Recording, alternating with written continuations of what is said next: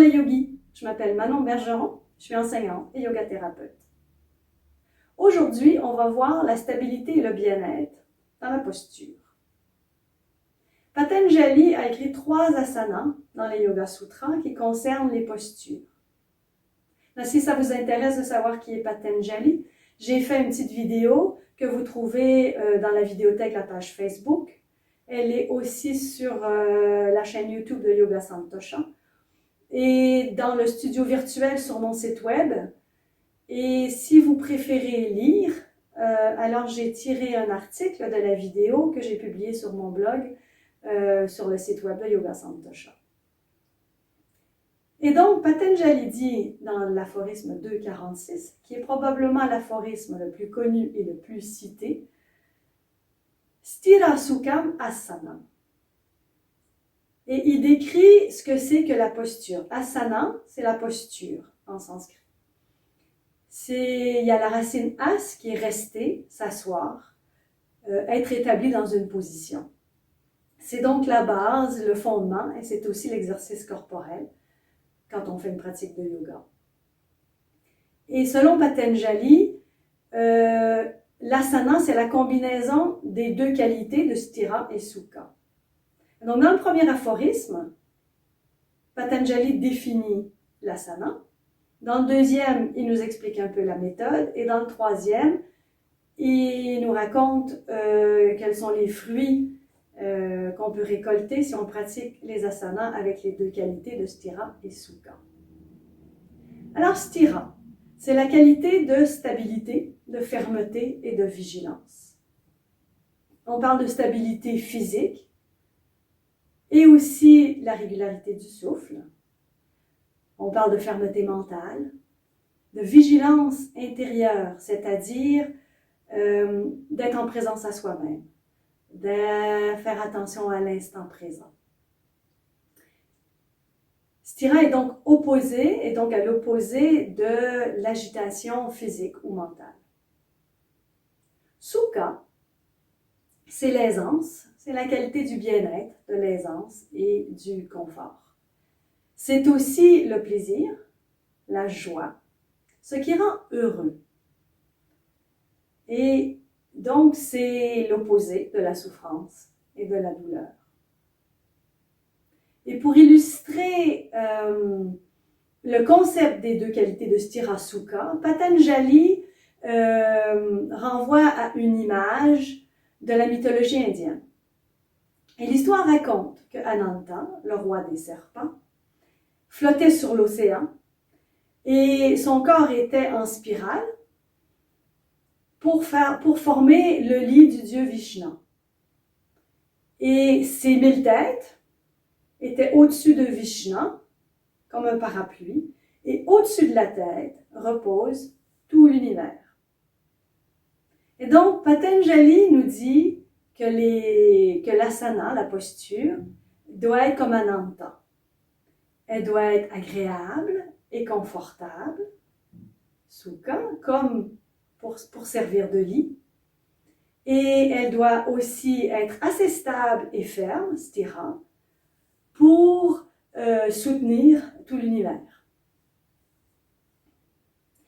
Et donc, il s'agit de trouver l'effort juste. C'est de trouver l'équilibre entre la tension et la relaxation, entre l'effort et l'aisance. Sthira, quand on fait une posture avec cette qualité, cela implique un effort, une volonté et une présence constante. Le corps est fermement établi dans la posture, le mental est stable et fixé sur la posture et la respiration est régulière. Quand on pratique avec la qualité de sukha, alors l'aisance s'applique au corps, qui est libre de toutes tensions inutiles. Elle s'applique à la respiration, qui est fluide. Et elle s'applique au mental, qui est libre de toute perturbation. Donc, on voit que ces 2 qualités se retrouvent dans tous les aspects de notre être. Et on en revient toujours à cette union, à ce lien du corps, du mental, avec le souffle, La respiration profonde agit sur notre système nerveux et détend le corps. Et quand le corps est détendu, le mental se pose. Quand le corps est détendu, il est libre de toutes tensions inutiles. Et donc, le mental est calme, sans perturbation. Et il peut s'établir dans la joie. Et en fait, ce qui me plaît justement dans le yoga, c'est le fait de faire travailler uniquement ce qui doit être travaillé pour se maintenir dans la posture, sans crisper le corps, sans crisper le reste du corps. Et ça demande un réajustement constant des muscles, par des micro-ajustements et la respiration dans les zones d'inconfort, et surtout une grande présence à soi, qui est pour moi, avec le souffle, l'essence du yoga. C'est pour moi arriver à sourire intérieurement ou extérieurement dans la posture, au cœur de l'effort juste, et à respirer calmement, souplement et simplement. En d'autres termes, pour faire plus court, le yogi, c'est un minimaliste. Il fait travailler que ce qui doit être travaillé et il lâche prise sur le reste. Maintenant, les asanas, on peut penser que ça concerne, à cause de la racine de assise, que ça concerne que les postures qui nous mènent vers la méditation. Mais ça peut s'appliquer à toute la pratique de yoga. Que ce soit la prise de posture, dans l'exécution de la posture et au retour. Et moi, j'aime bien que le chemin pour arriver dans une posture soit tout aussi important que d'en sortir de la posture et que de rester dans la posture elle-même. Et donc, ça peut s'appliquer qu'on soit installé tranquillement couché dans la posture de Shavasana, qui est la posture couchée, ou en assise, que quand on prend des postures plus difficiles, ou peut-être même parfois les muscles tremblent un peu à cause de l'effort, et on sue un peu justement à cause de l'effort, ce qui n'empêche pas qu'on peut essayer de tendre vers les deux qualités de stabilité et de bien-être. Maintenant, pour arriver à pouvoir appliquer ces deux qualités, il faut savoir commencer là où on est. Il faut accepter qui on est. Ce qu'on a fait hier, ça ne veut pas dire qu'on va réussir à le faire aujourd'hui. Le corps est en changement constant. Et donc, il s'agit d'adapter notre pratique et de structurer notre pratique avec les capacités qu'on a. Donc, si par exemple on a le dos raide ou qu'on n'a pas une amplitude dans les épaules, on manque un peu d'amplitude de mouvement dans les épaules, il faut en prendre compte. Il faut prendre ça en compte. C'est possible aussi qu'on soit très flexible, qu'on puisse prendre bien les postures, mais qu'on ne soit pas capable de coordonner le mouvement avec la respiration, ou qu'on ait le souffle court. Ou à l'inverse, on peut être assez bien dans sa respiration, on peut être assez bien dans la posture, on est en aisance dans la posture, mais notre esprit est toujours en train de partir partout, il est agité. Donc, il faut être vigilant de notre type de personnalité, des tendances qu'on a à avoir, parce que, par exemple, pour les personnes un peu plus perfectionnistes, qui aiment bien se pousser, particulièrement physiquement, peut-être qu'ils ont besoin de se rappeler de relâcher, d'apprécier le moment et d'être un peu plus dans la joie. Et inversement, les gens qui sont un peu léthargiques, qui sont un peu dans la lourdeur, qui ont de la difficulté à se bouger, alors ils ont besoin peut-être de se rappeler, de s'encourager à se pousser un tout petit peu plus, en sachant qu'ils vont être bien après et que le corps va devenir plus souple et plus tonique. Donc, la pratique de yoga demande attention et discernement. Il ne faut pas juste être sur le pilote automatique. Et quand on cultive ces qualités-là, dans la pratique de yoga, on peut le faire aussi à l'extérieur du tapis, c'est-à-dire dans notre vie quotidienne. Le yoga nous permet de faire face aux différentes situations qui se présentent à nous, aux différents défis et obstacles qu'on peut passer, à à embrasser les joies et les choses chouettes qui nous arrivent et de ne pas trop se laisser emporter par les obstacles et les difficultés qu'ils peuvent avoir. Et donc, en trouvant cet équilibre dans la pratique entre la stabilité et le bien-être, bien, on peut faire la même chose dans notre vie courante, dans nos relations. Et de pouvoir être, on peut trouver une harmonie à l'intérieur, une joie à l'intérieur, un sens de contentement dans la pratique et dans notre vie.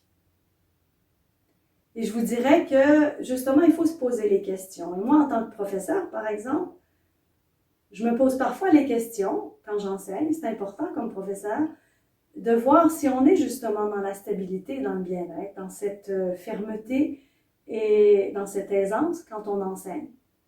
Est-ce qu'on fait ça automatiquement? Est-ce qu'on est en train, particulièrement dans les cours de collectif, les cours de groupe, est-ce qu'on donne nos instructions de façon automatique? Est-ce qu'on est présent à nous-mêmes? Et ça, c'est pas être sur notre tapis pour nous en tant que professeur, parce que c'est mon métier, c'est mon gagne-pain. Donc, c'est ce que je fais dans la vie. Et ma pratique personnelle, elle est différente de ce que j'enseigne en cours de groupe, parce qu'en cours de groupe, je pratique pas, je suis les gens, je regarde les gens. Et c'est important aussi de vérifier que justement ces deux qualités-là, je les transpose aussi dans ma vie professionnelle et dans ma vie personnelle. Et j'aimerais, pour un petit peu clore le sujet du Shtirasuka pour les postures, j'aimerais vous citer Iyengar. J'ai trouvé une petite citation que je trouve très jolie.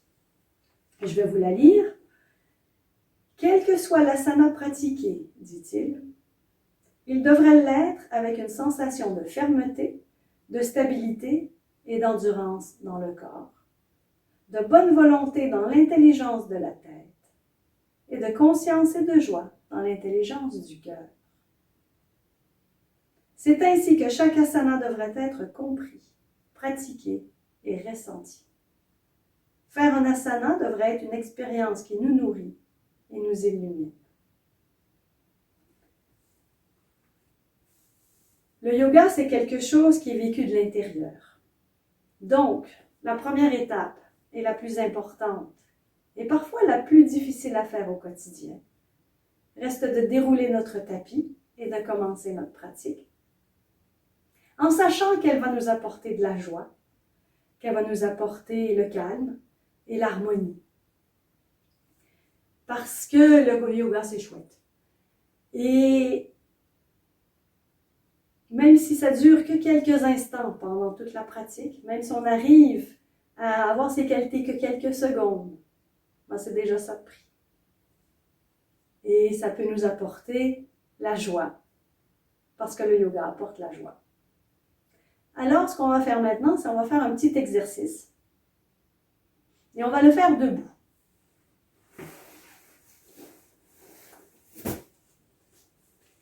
Et vous allez prendre la posture debout. C'est la posture de Samastiti en sanskrit. Et on retrouve donc la racine de stiti, stira, qui est debout, et sama qui est égal. Et donc, c'est ce que j'appelle la posture qui doit être égale partout.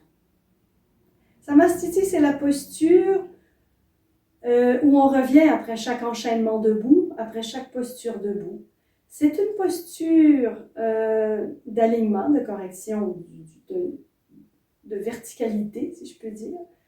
C'est une posture de méditation qui nous permet justement de cultiver les qualités de Shtirasuka, d'être fermement établi dans la posture et d'être bien dans la posture.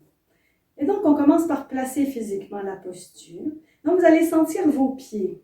Vous pouvez même soulever les orteils, déposez-les doucement.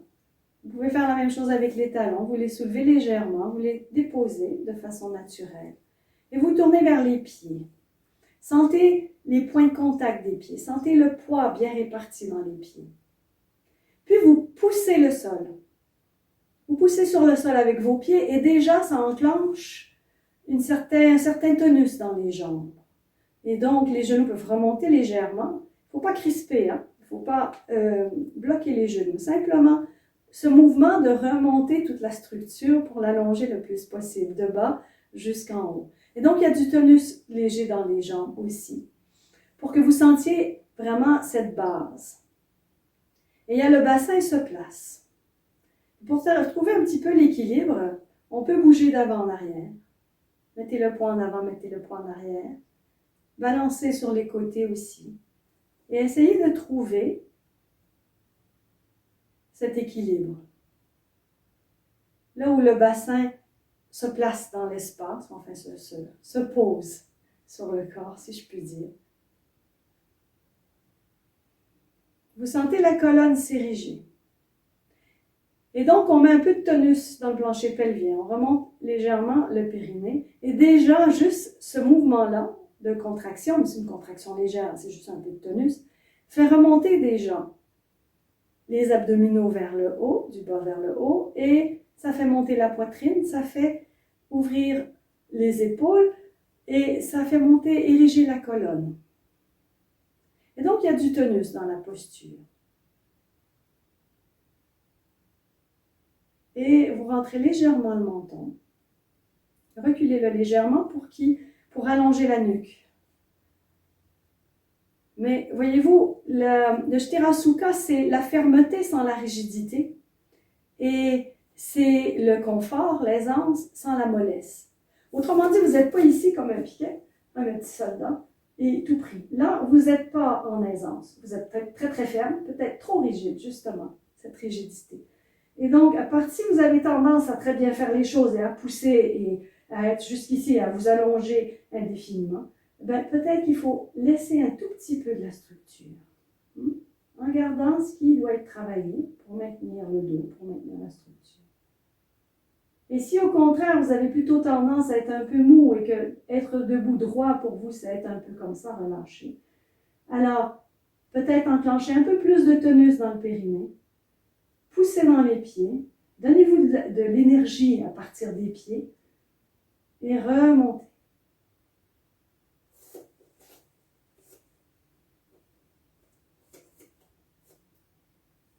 Et puis, ensuite, vous posez les épaules. Descendez les épaules, relâchez les épaules. La nuque est longue. Décrochez la mâchoire, descendez la langue. Adoucissez le visage et lissez les paupières. Et vous pouvez fermer les yeux si c'est confortable pour vous, ou les garder mi-clos en fixant un point au sol, en sachant que vous pouvez toujours ouvrir les yeux en tout temps.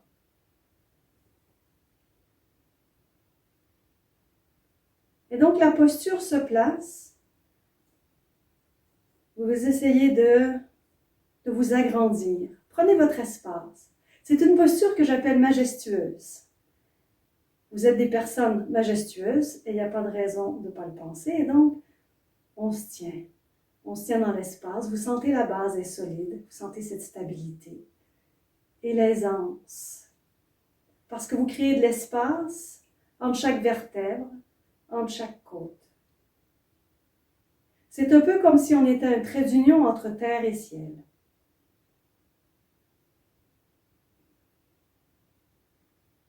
Et quand la posture est placée, vous vous tournez vers la respiration et vous écoutez. Comment ça respire, là maintenant?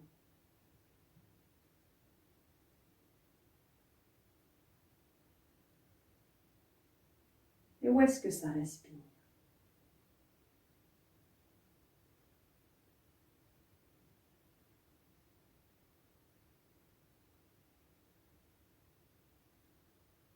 Et progressivement, tranquillement, la respiration va s'approfondir d'elle-même.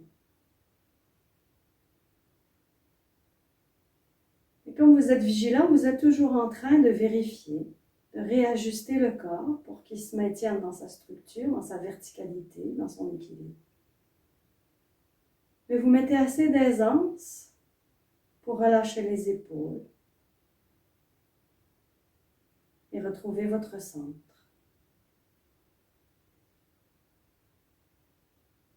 Et un souffle qui est long, fin, régulier.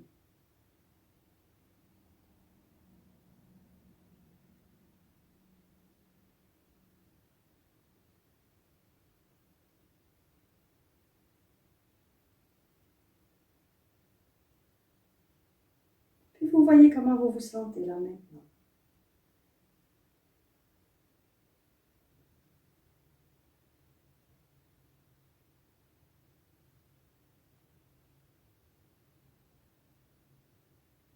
Voyez si le mental est un peu plus calme.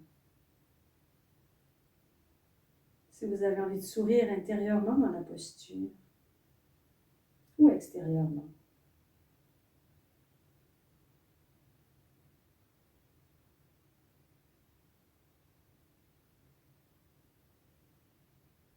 Parce que vous sentez la joie, l'harmonie.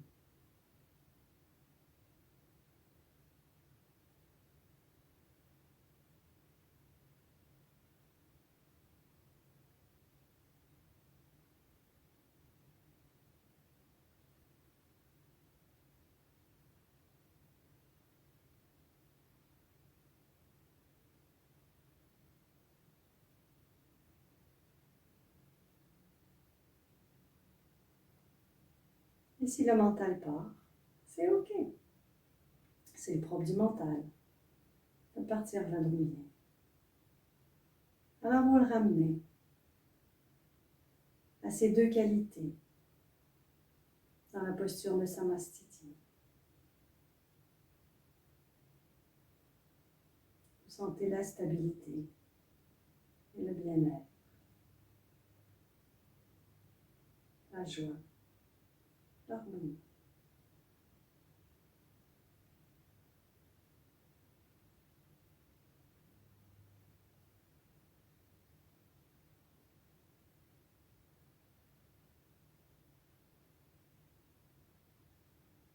Et enregistrez cette joie, ce bien-être. Gardez-le. Et essayez de le transposer dans votre vie quotidienne.